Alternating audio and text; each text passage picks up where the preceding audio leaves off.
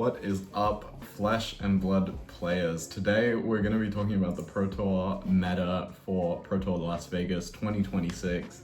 I'm super stoked and excited about this event. And I know you guys love my tier list videos where I kind of talk about what I think is going on in Flesh and Blood and what I think the meta is going to look like. So I hope you'll enjoy this video. Give me a like and a thumbs up if you enjoy. But yeah, let's just get right into it and make this a bit of a quick fun one. So obviously the two decks that I want to initially start by talking about is Victor and Prism. I think that statistically these heroes are going. I think that I'm going to be talking about this meta like these two heroes have gone, and we are not going to be considering them or their impact on the meta, but we're going to be more talking about what their absence in the meta is like. So yeah.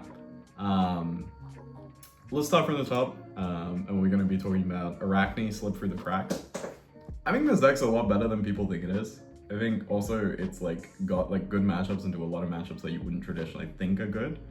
And it's really good into the aggro decks, which we're going to be talking about going into the rest of this video and kind of being a very aggro-centric metagame. I think the aggro decks in this format are going to be a lot stronger than those traditionally found, and they're also going to have good reasons to be played that way. So I think Slippy, overall, good choice for this event. Has a lot to it that I think, and it also has a bit of a people don't know how to play it against it anymore factor. Huntsman, I think, is definitely kind of in the same spot where it's there's more in the rogue deck tier, and I think rogue deck is more if you're a specialist for this deck and you can really get those 1% edges, I think the deck has some play. But the deck has very bad issues into aggro, and unlike Slippy, which benefits from a bit of an aggro-centric meta, I think Huntsman has a bit of a tougher time into decks like Syndra and Fi at the top of the meta. It does have a great matchup into Dio though, and I think Dio is one of the best decks for this Pro Tour. I think Dio has a really good matchup into the Draconic Ninjas. I think it has a great Gravy Bones matchup, and it has a great Acilio matchup. I think all of those are super, super relevant. I think the Predators for this deck have to be piloted correctly, otherwise you will just blow them up. So I think a good Dio pilot is in a really, really good spot this metagame. Speaking of Gravy Bones, I think Gravy Bones is obviously, probably the most powerful deck in the game right now. I think it has, on neutral balance, the best cards in the game. Charm, Conqueror of the High Seas, just all its gold generation. Gold Beta Hook is one of the best equipment, so is Dead Threads. I think Gravy Bones, clearly the best, one of, or if not just the best deck. And I think it has a really good positioning even into its worst matchups. And also there's a lot of skill expression with this deck. I think good players are very much drawn to it because of the fact that you get rewarded for it. Let's talk about its counters for a second there. So except for Dio, Syndra. I think Syndra is going to kind of rise back up and be one of the more consistent decks at the top of the meta. I think Syndra is really, really strong. It's always just the ability of the consistency it puts out every turn. It just got Draco Fire as another consistency piece. And I think another big thing we're going to see in this metagame is Syndra kind of rise up as another good counter into Gravy Bones and Acilio, which I think are the two decks that define the format. Which I guess we should probably just talk about Acilio now. It's at the time of the recording, it's in between the week of Japanese Nationals in week 1 and week 2. This Acilio deck that won, I think this deck is either at the very top of S and is just below Gravy Bones, or it's in the don't play / banned category, because I think that this deck needs a ban. I don't think the Conan and Flash combo deck is very good, but I think the All Arcane build with Aether Flare is a real problem, because I think the 9 Aether Flare list that uses Aether bindings for insane value and goes Aether Flare into spell is typically an instant spell, strike twice, snap back, or just one of the Starfall pings, is incredibly powerful. And I don't think it was intended by the designers. I think the fact that you can just 30 your opponent if they're not on AV is absolutely insane. And then the deck also just has a very reasonable game with things obviously things Burn Bear, etc., just dealing damage to get over the top. And I think the aggro decks in this format, the biggest problem for Acilio But I think even then it still just has some great game into people that are also super unprepared. I will put one caveat on this. I think this deck could very much go to like B or don't play if it gets Aether Flare banned, which I could really see happening. I really think that card is much more of a problem than people think it is, and it's been banned in other formats for a reason. Phi is another deck that I think will, kind of rise up to beat the Asilio Gravy meta. It's got a better Dio matchup than Syndra, and has a better matchup into the Warriors. The two-handed Warriors, obviously, I think it has a bit of a worse time into Dory. But I think overall, Phi is clearly in a good spot. We saw, two of them in the top 8 of Nationals. It's clearly in a good spot. Let's kind of take a step back and talk about some worst decks for a minute. I think in terms of the rogue deck tier, I think Tekla Boston is like a very clear example. It just it has not a great angle in this matter because there's so many aggro decks. But you beat up on the Warriors and you beat up on the Guardians, but I really just don't think this is a great choice for this event. I think I'd probably just put it in don't play, honestly, which is weird because it's definitely like the rogue deck of rogue decks. Riptide, I would just definitely put in the don't play tier. I think it just loses to the better pilots and the better aggro decks in the formats. Pallades is taking a massive hit with this event with Victor going because Miller's Grindstone gets banned. That's one of the linchpin cards of that deck. Switching out for Titan's Fist definitely makes the deck significantly worse into a lot of matchups. I think it's definitely not the spot. Betsy, similarly, I don't think she has it in her at the moment. Same with Bravo, they're both kind of just in that tier. I do think the log fixes a lot of things with the deck, but the fact that Kasai is in the meta and there's other decks around that just have a good matchup into it naturally, I think she just gets run over by a lot of things. Olympia, his time is soon. I think Olympia is going to be a very good deck come Mastery Pack Warrior, but now is not his time yet. What else is in the don't play tier? Tough Nut is Tough Nut. He still has all the Tough Nut problems. Azuri is just worse than every other assassin. I think Ira is currently in don't play as well because I think there is a number of decks at the top of the metagame that can be very rough matchups for her, including Dio, Kasai, and I think Gravy Bones, if piloted correctly, can actually be a pretty decent matchup. Asilio Forked Continuum, I think this deck is probably just in the don't play tier because it's just worse than Asilio. Asilio 1, I think that deck, Asilio 1, will probably continue to be the best one until it LLs. And then Levia, it's just probably worse than Rhino, honestly, in this meta. And I don't think there's a massive reason to play against it. So I think that rounds out all the don't play decks. I think everything else has some merit to being brought, even if it's a bit rogue. Speaking of rogue decks, I'd like to talk about Katsu for a second. I saw this deck on the weekend and I was very impressed with it. The more I think about Katsu, the more I think the deck is better than what people always think it is. I mean, Katsu is one of those heroes that people have kind of forgotten that is just slowly getting better and better over time. I think there's also a bit of a boarding thing with the deck where you could be on Rushing River combo, you could be on regular Katsu, and both are pretty strong as well, and if you board wrong you can lose some equity there, or if you play your first few turns wrong into it. So I think Katsu definitely in a better place. It's pretty good into the ninjas because it's just fast. I think it can be built to be good into Gravy. I think it can be good to build into Asilio, and I think it has a better Dio matchup than Syndra and probably Phi 2, honestly. So yeah.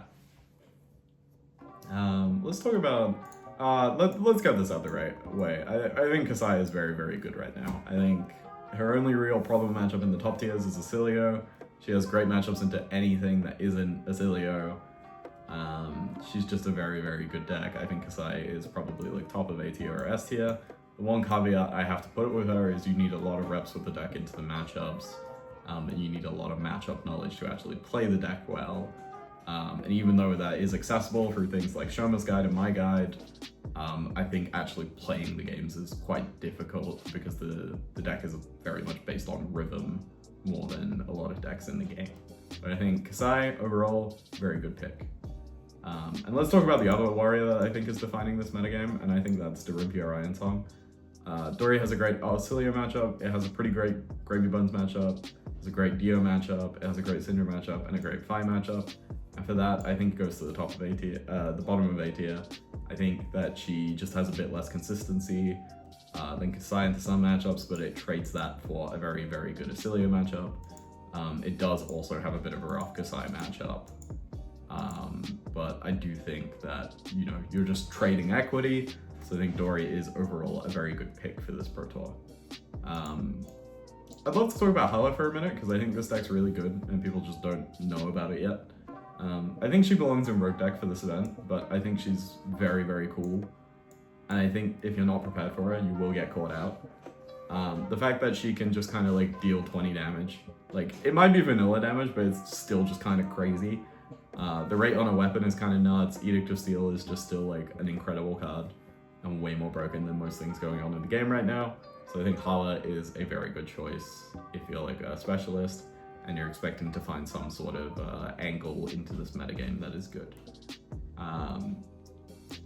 Let's finish out this little warrior section by talking about Boltyn. Boltyn is like at the bottom of Rogue decks. It's like, theoretically, you're good into the aggro decks.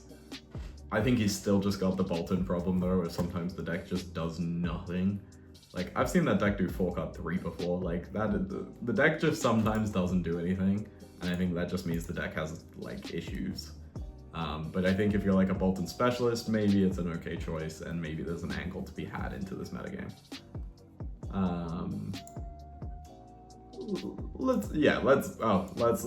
Let me not disrespect. Let's talk about Fang. Fang has big issues in this metagame because he has a very rough matchup into the aggro decks, and then also has a very rough Acilio matchup. I think his Gravy matchup's quite playable. I think his Kasai matchup's quite good, and then obviously his Dori matchup is like also decent. But into everything else, he's kind of a stinker. So I think I have to put him at like the bottom of B tier because like there is an angle here, but I don't think that angle will be like very good into the represented decks. Like I would definitely expect Fi, Syndra, Acilio, and Gravy to all be like and Dio all much more represented than the two warriors, and I think those matchups are all really hard for him. So I think you either have to put Fang in like B tier or like don't play, and I think I think he's closer to don't play. So yeah. Marionette. Marionette is like a deck that like people love playing this deck, people love talking about this deck. Personally, I'm just not seeing it in this metagame. I think Boots of Omnisword and the Draconic Ninjas is really pushing him out. I think the Kasai's have worked out this matchup a bit. His Gravy matchup is still pretty rough. I think Acilio can be hard for you, and then I think the Dio matchup is unfavored. I think the only real good matchup I would say he has is like Fi and Dori in A tier. But other than that, I think he's overall struggling. I think he's kind of a rogue deck for this event, I'm not gonna lie. I think he's like probably the best of the rogue decks. And like he has an angle, but it's like if you're like a really good Marionette, I think he's maybe worth bringing, but that's it honestly. I can't really see him being the play. I can't believe I didn't put Marlin in don't play Marlin. That deck's not good. Aurora. Aurora's a weird one. I've like looked at a lot of lists for this deck, and I think the one that's going around the most that like nearly top 8'd US Nats. I think the problem is the other aggro decks are just better than you, and you've also got not a great Gravy matchup, so I think Aurora is just going to struggle. So I think Aurora honestly probably also belongs in don't play right now. Do I think this deck has some merits going into the next format once some of these decks are rotated, like Kasai, Syndra, Fi, Dio? Like I think once those 4 decks go, this deck gets unleashed a bit because it just becomes much more reasonable in the aggro mirrors. But right now, I don't really see a reason to play it over any of those 4 decks. Live Goldmane is definitely the definition of a rogue deck. I think he's actually pretty decent. I feel like we keep seeing this deck do like small performances in like top 8s and top 4s like here and there. I think the fact that you can be the fatigue pile or the regular pile and just catch your opponent out on the like sideboard plan can just absolutely ruin someone's day. So I think that's a really strong aspect of the deck. Right now, I can't really see a reason to play him into this meta. I think he probably has a rough time into a lot of the aggro decks. I think his Kasai matchup's quite bad. I do think he has like maybe one of the better matchups into Acilio. Maybe that's your angle. I'm not quite sure, but I just, you know, unless you're like a heavy specialist and you know like some sort of angle that you can take into this meta, I don't really see a point in playing him. RKO is just in a very, very rough spot with all this aggro running around. I would put him in don't play. Yaal's interesting because I feel like this deck is doing things. And because like the amount of options it has available to it is so huge, like it's got the biggest card pool in the game. You actually have like a lot of flexibility to like build the deck in different ways. And if your opponent's not ready for what you're doing, you can just catch them out. I think the Groby matchup is not awful. The Acilio matchup is not abysmal. I think you can build your deck to beat Acilio pretty well. I think your Draconic Ninja matchup can be fine if you build well for it. Your Dory matchup's pretty good. And your Dio matchup is like... Against like the bad Dios, you'll do well. Against the good Dios, you'll struggle, but like, who like maybe aren't prepared as well.